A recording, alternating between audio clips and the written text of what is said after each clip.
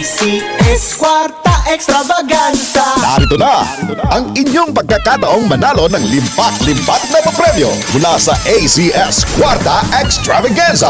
Over 3 million in prizes ang ipamimigay nationwide, tax-free.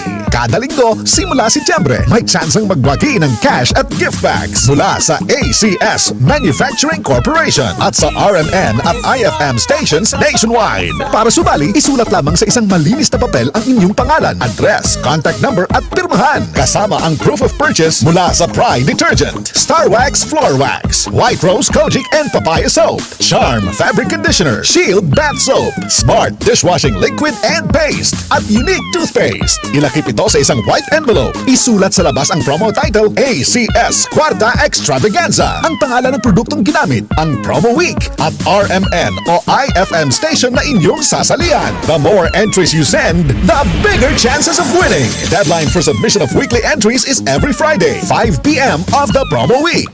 ACS Kwarta Extravaganza 2023. Hatid ng RMN at IFM stations nationwide. Kwarta Extravaganza.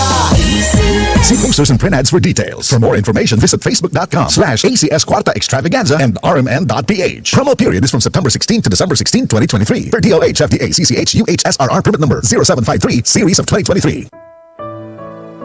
Pagbasa sa Aklat ng Kawikaan, Kabanata 13, Talata 1 hanggang 25. Ang anak na may unaway nakikinig sa kanyang ama, ngunit walang halaga sa palalo ang paalala sa kanya. Natatamo ng mabuti ang bunga ng kanyang kabaitan, ngunit ang ninanasan ng masama ay puro karahasan. Ang maingat magsalita ay nag-iingat sa kanyang buhay, ngunit ang taong madaldal ay nasasadlak sa kapahamakan. Ang tamad ay nangangarap ngunit hindi natutupad, ang hangarin ng masikap ay laging nagaganap. Ang taong matuwid ay namumuhay sa kasinungalingan, ngunit ang salita ng masama ay nakakahiyang pakinggan. Ang mabuti iniingatan ng kanyang katuwiran, ngunit ang masamay ipinapahamak ng likong pamumuhay. May taong nagkukunwang mayaman subalit wala naman, ngunit ang iba'y nag-aayos mahirap bagaman sila ay mayaman. Ang yaman ng isang tao ay pantubo sa kanyang buhay, ngunit sa isang mahirap, ito ay hindi nakababahala. Ang matuwid ay tulad ng maningning na ilaw, ngunit ang masama ay lamparang namamatay. Ang kapalaluan ay nagbubunga ng kaguluhan, ngunit ang pakikinig sa payo ay nagbabadya ng karunungan. Ang kayamanang tinamo sa daya ay madaling nawawala, ngunit ang kayamanang pinaghirapan ay pinagpapala. Ang matagal na paghihintay ay nagpapahina ng kalooban, ngunit ang pangarap na natupad ay may dulot na kasiyahan. Ang nagwawalang bahala sa payo ay hahantong sa sariling kapahamakan, ngunit ang nagpapahalaga sa utos ay gagantimpalaan. Ang mga turo ng matalino ay bukal ng buhay. Ito ay maglalayo sa bitag ng kamatayan. Ang katalinuhan ay umaani ng paggalang, ngunit ang kataksilan ay naghahatid sa kapahamakan.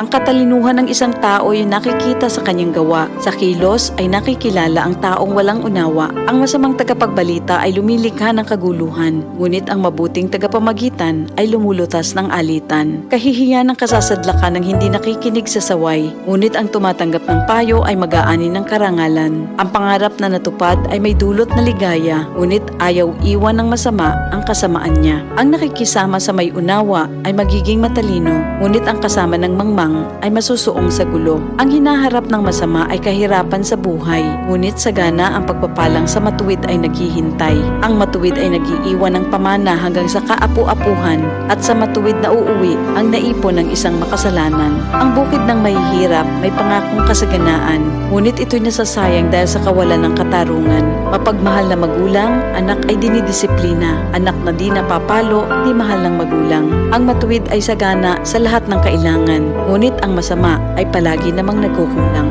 Ito ang salita ng Diyos.